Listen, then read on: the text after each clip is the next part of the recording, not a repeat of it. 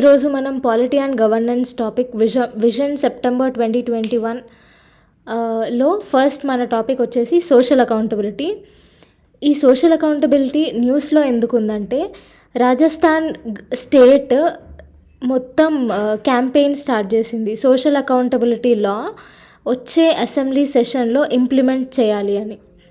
So అసలు ఈ social accountability అంటే ఏంది అంటే, ఇప్పుడు గవర్నమెంట్ని, పబ్లిక్ అఫీషియల్స్ని 100% ఎఫిషియెంట్గా వర్క్ చేయించాలి అంటే సిటిజన్స్, కమ్యూనిటీస్, ఇండిపెండెంట్ మీడియా, ఇంకా చాలా ఆర్గనైజేషన్స్ అందరూ కలిసికట్టుగా యాక్షన్స్ తీసుకోవాలి వాళ్ళ మీద. వాళ్ళని చెక్ చేయడం, వాళ్ళని క్వశ్చన్ చేయడం, ఇవన్నీ. సో ఈ ప్రాసెస్ అంతా మన సిటిజన్స్, ఇండిపెండెంట్ మీడియా, ఆర్గనైజేషన్స్, ఇంకా ఎన్నో, వీళ్ళందరూ గవర్నమెంట్ని అకౌంటబుల్గా రన్ చేయడానికి చేసే ప్రాసెసే సోషల్ అకౌంటబిలిటీ. సో దీంట్లో కొన్ని కామన్ టూల్స్ ఉన్నాయి ఎట్లా సోషల్ అకౌంటబిలిటీ ఇంప్లిమెంట్ చేయాలి అని. దీంట్లో మన ఫస్ట్ టాపిక్ వచ్చేసి పార్టిసిపేటరీ బడ్జెటింగ్. ఇదేంటి అంటే, బడ్జెట్ ఫార్మేషన్లో లోకల్ పీపుల్కి వాయిస్ ఇవ్వాలి అని ఒక పార్టిసిపేటరీ బడ్జెటింగ్ అనమాట. దీంట్లో అంటే సిటిజన్స్ని బడ్జెట్ ఫార్మేషన్లో వాళ్ళని ఇన్వాల్వ్ చేసి వాళ్ళకి ఒక వాయిస్ ప్రొవైడ్ చేస్తే అక్కడ ఒక సోషల్ అకౌంటబిలిటీ అనేది ఫామ్ అవుతుంది. ఎట్లా అంటే, ఇప్పుడు ఒక విలేజ్లో, స్కూల్లో వాళ్ళకి basic necessities like washroom facilities కానీ, ట్రాన్స్పోర్టేషన్ ఫెసిలిటీస్ కానీ లేకపోతే, ఈ బడ్జెట్ ఫార్మేషన్లో వాళ్ళకి వాయిస్ కనుక ఇక్కడ వినిపిస్తే బడ్జెట్లో వీళ్ళకి ట్రాన్స్పోర్టేషన్ ఫెసిలిటీ కానీ లేకపోతే వాళ్ళ ఇన్ఫ్రాస్ట్రక్చర్ బిల్డింగ్కి కానీ ఇక్కడ బడ్జెట్ అలొకేట్ చేస్తారు. దానివల్ల ఏమవుతుంది, సోషల్ అకౌంటబిలిటీ అంటే సెన్స్ ఆఫ్ రెస్పాన్సిబిలిటీ అనేది పెరుగుతుంది బోత్ ప్రజలలో ఇంకా గవర్నమెంట్ వర్కర్స్లో. ఇదే participatory budgeting. Next participatory planning. ఇక్కడ ప్లానింగ్ అని ఉంది అంటే స్కీమ్స్లో, మిగతా గవర్నమెంట్ ప్రోగ్రామ్స్ అన్నిట్లో ప్లానింగ్ చేయాలి అంటే పీపుల్ని ఫస్ట్ వాళ్ళు అడగాలి. అంటే ఎందుకు అడగాలి అంటే, ఇప్పుడు ఒక స్కీమ్ ఇంప్లిమెంట్ చేయాలి అంటే అసలు ఎట్లాంటి స్కీమ్ వాళ్ళకి, అంటే పీపుల్కి ఏమైనా ప్రాబ్లం ఉంటే ఒక స్కీమ్ ఇంప్లిమెంట్ చేసి ఆ ప్రాబ్లం సాల్వ్ చేయాలి. సో అట్లా కరెక్ట్ 100% ఎఫిషియన్సీగా స్కీమ్ వర్కౌట్ కావాలి అంటే ఆల్రెడీ మిగతా స్కీమ్స్లో బెనిఫిషరీస్ ఎవరైతే ఉంటారో వాళ్ళని అడిగితే ఆ సొల్యూషన్స్ ఎట్లా వస్తాయి, మళ్ళీ ఎక్కడెక్కడ వాళ్ళు ప్రాబ్లం ఫేస్ చేస్తున్నారు అవన్నీ తెలిసి దానికి కౌంటర్గా ఇంకా ఈజీ మేనర్లో ఈ ప్లానింగ్ అనేది చేస్తారు, స్కీమ్స్ కానీ గవర్నమెంట్ ప్రోగ్రామ్స్ కానీ. దీన్నే పార్టిసిపేటరీ బడ్జెటింగ్ అంటారు. నెక్స్ట్ వచ్చేసి పబ్లిక్ ఎక్స్పెండిచర్ ట్రాకింగ్. ఈ పబ్లిక్ ఎక్స్పెండిచర్ ట్రాకింగ్ అంటే, ఇప్పుడు వాళ్ళు ఇక్కడ బడ్జెట్ ప్రొవైడ్ చేస్తారు కదా, ఇప్పుడు ఈ బడ్జెట్ కరెక్ట్గా మొత్తం 100% రీచ్ అవుతుందా లేదా అని సిటిజన్స్ ట్రాక్ చేస్తారు. ఈ ప్రాసెస్నే పబ్లిక్ ఎక్స్పెండిచర్ ట్రాకింగ్ అంటారు, right from origin to destination.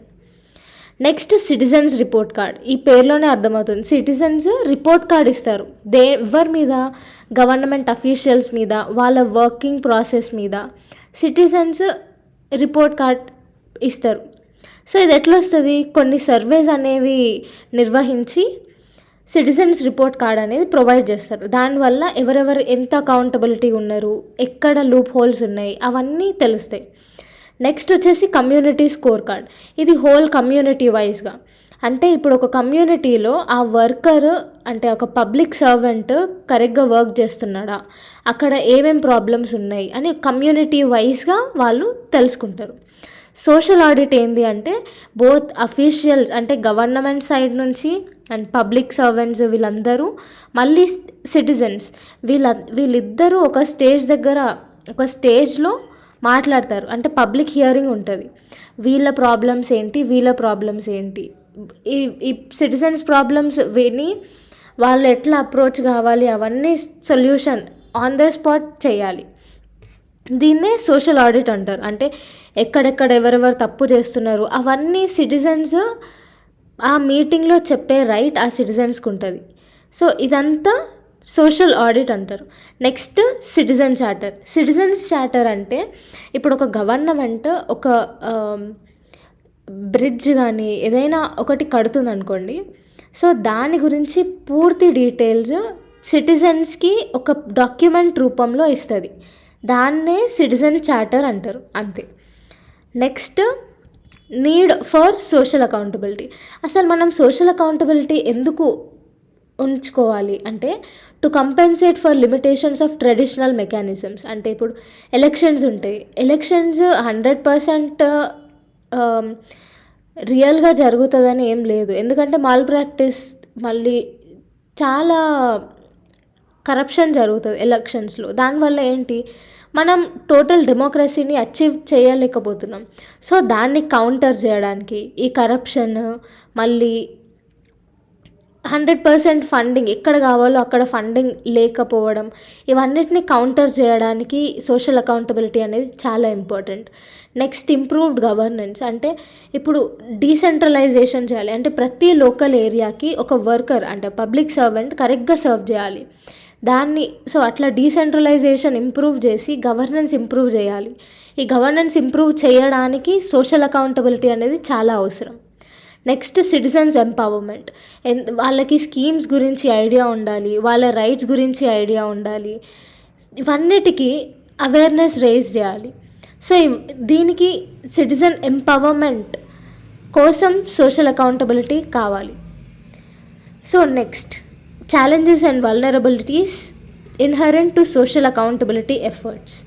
అసలు ఏంటి, సోషల్ అకౌంటబిలిటీస్ ఎస్టాబ్లిష్ చేస్తే వాటి వల్ల వచ్చే ఛాలెంజెస్ ఏంటి? ఫస్ట్ వచ్చేసి రెసిస్టెన్స్ టు రిఫార్మ్. అంటే ఇప్పుడు మనకి ఇందాక టూల్స్లో మనం పబ్లిక్ ఎక్స్పెండిచర్ ట్రాకింగ్ అని నేర్చుకున్నాం. అంటే ఏంటి, ఒక బడ్జెట్ ఇచ్చిన తర్వాత ఆ బడ్జెట్ ఆరిజిన్ నుంచి డెస్టినేషన్ వరకు ట్రాక్ చేసే రైట్ మనకు ఉంటుంది. సపోజ్ ఒక బడ్జెట్ ఒక విలేజ్లో స్కూల్ గురించి కొంచెం బడ్జెట్ అలొకేట్ చేశారు, కానీ ఆ స్కూల్ సగమే కట్టి ఆపేస్తారు. లెటస్ అజ్యూమ్ అ సిచ్యువేషన్, సగమే కట్టి ఆపేసిన తర్వాత ఏమవుతుంది, పీపుల్ ఎవరైనా వెళ్ళి అడిగితే బడ్జెట్ లేదు అని అంటారు. సో ఇప్పుడు ప్రజలకి రైట్ టు ఇన్ఫర్మేషన్ యాక్ట్ అనేది మనకి ఉంది. దాంతో మనం వెళ్ళి right to information act use చేసుకొని బడ్జెట్ ట్రాకింగ్ చేయొచ్చు. అట్లా ట్రాక్ చేసినప్పుడు అఫీషియల్సే కావాలని కొంచెం ఇన్ఫర్మేషన్ విత్హోల్డ్ చేస్తారు. ఎందుకంటే మేబీ కరప్షన్ వల్ల వాళ్ళు తినేసి ఆ డబ్బుని, అట్లా వాళ్ళ సైడ్ నుంచి రెసిస్టెన్స్ ఫామ్ అయితే సిటిజన్స్ ఏం చేస్తారు, ఏం చేయలేరు. సో దాన్నే ఆ సిచ్యువేషన్నే రెసిస్టెన్స్ టు రిఫార్మ్ అంటాం. నెక్స్ట్ వచ్చేసి కాంప్లాసెన్సీ ఆన్ పార్ట్ ఆఫ్ సిటిజన్స్. ఇక్కడ కాంప్లాసెన్సీ అంటే రెసిస్టెన్స్ అనమాట. అంటే ఇప్పుడు సిటిజన్స్ ఎట్లా రెసిస్ట్ అవుతారు అంటే, ఇప్పుడు సపోజ్ ఒక విలేజ్లో ఒక హెడ్ ఉంటాడు, ఆ హెడ్కి ఆయననే ఫుల్ కరప్షన్ చేస్తే ఇప్పుడు పువర్ పీపుల్ కానీ ఎవరైతే వాళ్ళని వాళ్ళని అగెయిన్స్ట్గా వెళ్ళాలనుకుంటారో మేబీ వాళ్ళ లైఫ్ స్పాయిల్ అవుతుందని చాలామంది అంటే కరెక్ట్గా రెసిస్ట్ చేయలేకపోతారు ఆ హెడ్కి. సో ఆ కొన్ని ప్రాబ్లమ్స్ వల్ల ఒక సోషల్ అకౌంటబిలిటీకి ఛాలెంజెస్ ఉంటాయి. సో ఇదే complacency on part of citizens. Next ఏంటి అంటే disruptions by powerful vested interest. ఇదేంటి, ఇప్పుడు సేమ్ ఇక్కడ మనం complacency on part of citizens అని నేర్చుకున్నాం కదా, సేమ్ ఇప్పుడు ఒకవేళ ఏదైనా ఒక పర్సన్ ఇవన్నీ అడ్డుగోడలు తొలగించుకొని ఈ హెడ్ అనేటైన కరప్షన్ చేస్తుండు అని చెప్పినా కూడా వీళ్ళు అందరూ ఈయనని థ్రెట్ చేసి కొట్టడం, బెదిరించడం ఇవన్నీ చేస్తారు. దీనివల్ల ఏమవుతుంది, మన సోషల్ అకౌంటబిలిటీ అనేది దెబ్బతింటుంది. తర్వాత లాస్ట్ది ఏంటి, lakh of effective grievance redressal. ఇక్కడ గ్రీవియన్స్ రిడ్రెసల్ అంటే time to time follow up చేసి చెకప్ చేయాలి. కానీ ఇక్కడ మన గవర్నమెంట్ యాక్చువల్గా ల్యాక్ ఆఫ్ ఎఫెక్టివ్ గ్రీవియన్స్ రిడ్రెసల్లో ఉంది.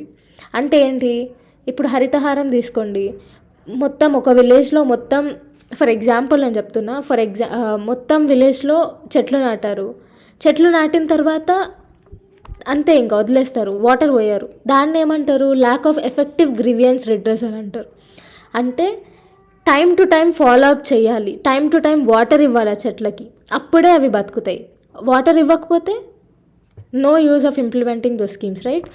సో అందుకే అక్కడ lack of effective grievance redressal అని ఉంది కాబట్టి సోషల్ అకౌంటబిలిటీకి ఇదొక ఛాలెంజ్. తర్వాత imperatives for sound social accountability law. అసలు ఈ సోషల్ అకౌంటబిలిటీ లాని మనం కరెక్ట్గా ఏ యాక్షన్స్ తీసుకొని ఇంప్లిమెంట్ చేయొచ్చు? దీంట్లో మన ఫస్ట్ పాయింట్ వచ్చేసి ఎఫెక్టివ్ డీసెంట్రలైజేషన్. లోకల్ ఏరియాస్కి కూడా పవర్ ఇస్తే వాళ్ళు కరెక్ట్గా, అంటే ఈ పంచాయత్స్, మున్సిపాలిటీస్కి అడిక్వేట్ పవర్స్ ఇంప్లిమెంట్ చేస్తే అక్కడ విలేజెస్ కూడా డెవలప్ అవుతాయి, దాంట్లో పాటు మన ఎకనామిక్ కూడా డెవలప్ అవుతుంది. నెక్స్ట్ ఇక్కడ ప్రిన్సిపల్ ఆఫ్ సబ్సిడియారిటీ అని ఉంది కదా, ఇది ఏంటి అంటే లోకల్ లెవెల్, అంటే ఒక కరెక్ట్గా ఒక స్కీమ్ అనేది ఇంప్లిమెంట్ చేయాలి అంటే ఫస్ట్ లోకల్ లెవెల్లోనే కరెక్ట్గా ఇంప్లిమెంట్ చేయాలి. దీన్నే ప్రిన్సిపల్ ఆఫ్ సబ్సిడరీ అంటారు. అంటే లోకల్ లెవెల్లో నువ్వు కరెక్ట్గా ఇంప్లిమెంట్ చేస్తే ఓవరాల్గా కూడా అది బెటర్గా ఫంక్షన్ అవుతుంది. ఇదే principle of subsidiarity. Next information and awareness. ఇందాక మనం చూసాం కదా, ఇప్పుడు బడ్జెట్ ట్రాకింగ్ గురించి మనం రైట్ టు ఇన్ఫర్మేషన్ యాక్ట్ దగ్గర అక్కడ సైడ్ వెళ్ళి మనం అడిగితే అఫీషియల్స్ కావాలని ఇన్ఫర్మేషన్ ఇవ్వరు. సో ఇది మనం ఒక ఛాలెంజ్ లాగా ఛాలెంజ్ అది సోషల్ అకౌంటబిలిటీకి. సో దాన్ని సాల్వ్ చేయడానికి ఇన్ఫర్మేషన్ అండ్ అవేర్నెస్ అనేది ఇంపార్టెంట్. ఎట్లా అంటే సెక్షన్ 4 ఆర్టీఐ యాక్ట్లో సెక్షన్ 4ని స్ట్రెంగ్తన్ చేస్తే మనకి కరెక్ట్ ఇన్ఫర్మేషన్ వస్తుంది. ఎందుకంటే వీళ్ళకి సఫిషియంట్ రైట్స్ ఇచ్చామనుకో, సఫిషియంట్ రైట్స్ అండ్ పవర్స్ ఇస్తే అంటే వాళ్ళు ఎవరి అఫీషియల్స్ కానీ వాళ్ళ హెడ్స్కి కానీ తల ఉంచకుండా చేస్తే వీళ్ళు కరెక్ట్గా పనిచేస్తారు. సో అప్పుడు సోషల్ అకౌంటబిలిటీ కూడా కరెక్ట్గా మనం ఇంప్లిమెంట్ చేయొచ్చు. Next capacity building and community mobilisation. అంటే కెపాసిటీ బిల్డింగ్ అంటే అఫీషియల్స్కి కరెక్ట్గా ట్రైన్ చేసి, మేబీ ఎథికల్గా కానీ, మేబీ సబ్జెక్ట్ వైజ్ కానీ కరెక్ట్గా ట్రైన్ చేసి, మళ్ళీ ఈ ఎన్జిఓస్కి, నాన్ గవర్నమెంట్ ఆర్గనైజేషన్స్కి కానీ, సెల్ఫ్ హెల్ప్ గ్రూప్స్ కానీ, అదర్ కమ్యూనిటీ గ్రూప్స్లో అవేర్నెస్ క్యాంపెయిన్స్, స్కీమ్స్ గురించి పీపుల్ పార్టిసిపేషన్ ఇంక్రీజ్ చేయాలి అని వీళ్ళని ఎంకరేజ్ చేస్తే సోషల్ అకౌంటబిలిటీ ఆటోమేటిక్గా డెవలప్ అవుతుంది. నెక్స్ట్ పాయింట్ ఏంటి? Making social accountability mandatory in programme guidelines. అంటే ప్రతి ఒక్క స్కీమ్కి ఒక్క సోషల్ అకౌంటబిలిటీ అయినా ఇంప్లిమెంట్ చేయాలి. అంటే ఒక సోషల్ అకౌంటబిలిటీ టూల్ అయినా ఇంప్లిమెంట్ చేస్తే మనకి దాని నుంచి వచ్చే ఛాలెంజెస్ ఆటోమేటిక్గా మనం రెసిస్ట్ చేయొచ్చు to a level. Next grievance redressal. ఇందాక మనం హరితహారం అది విన్నాం కదా. సో ఇప్పుడు గ్రీవియన్స్ అంటే time to time online portals, ఆన్లైన్లో కానీ కంప్లైంట్స్ రిసీవ్ చేసి దాన్ని సాల్వ్ చేయడంలో కానీ టైం టు టైం చెకప్ చేస్తే ఎక్కడెక్కడ లూప్ హోల్స్ ఉన్నాయి అవన్నీ క్లియర్ అయిపోతాయి. సో ఇదొక ఇంపరేటివ్, ఇదే సోషల్ అకౌంటబిలిటీ. ఇప్పుడు మనం కొన్ని సక్సెస్ స్టోరీస్ గురించి నేర్చుకుందాం. ఇక్కడ ఫస్ట్ సక్సెస్ స్టోరీ వచ్చేసి సోషల్ అకౌంటబిలిటీకి సంబంధించింది. People's campaign for decentralised planning in Kerala. So కేరళలో ప్రతి ఒక్క వల్నరబుల్ సెక్షన్స్, అంటే ఎస్సీస్, ఎస్టీస్, ఉమెన్స్, వీళ్ళందరికీ ఆపర్చునిటీ ఇచ్చారు. పార్టిసిపేషన్లో ఆపర్చునిటీ ఇచ్చి మొత్తం లోకల్ లెవెల్లో ఫైనాన్షియల్గా కానీ ఫంక్షన్, అంటే ప్రోగ్రామ్స్ ఎట్లా రన్ కావాలి అనే విధానాన్ని కానీ మొత్తం మంచిగా డెవలప్ చేశారు వీళ్ళు. దీన్నే public campaign for decentralised planning in Kerala. ఇప్పుడు నెక్స్ట్ ఏంటి? మజ్దూర్ కిసాన్ శక్తి సంగఠన్. ఇది యాక్చువల్గా రాజస్థాన్లో జరిగింది. ఇది వచ్చేసి సోషల్ ఆడిట్స్.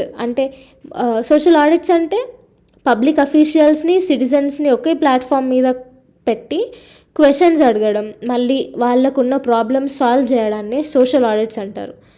సో ఇది. నెక్స్ట్ వచ్చేసి MGNREGA, Mahatma Gandhi national rural employment guarantee act. దీంట్లో ఏంటి అంటే 90 డేస్, ఒక ఇయర్లో 90 డేస్ వరకు వాళ్ళకి ఎంప్లాయ్మెంట్ ఉంటుంది. Vulnerable people or else vulnerable ఫ్యామిలీస్కి సంబంధించిన వాళ్ళకి ఎంప్లాయ్మెంట్ ప్రోగ్రామ్ ఉంటుంది. దీంట్లో ఏంటి అంటే అంటే ఇది 100% ఇంప్లిమెంట్ అయింది విత్ నో ప్రాబ్లమ్స్. ఇదే మనకు సోషల్ అకౌంటబిలిటీ టాపిక్కి సంబంధించి. Okay, thank you.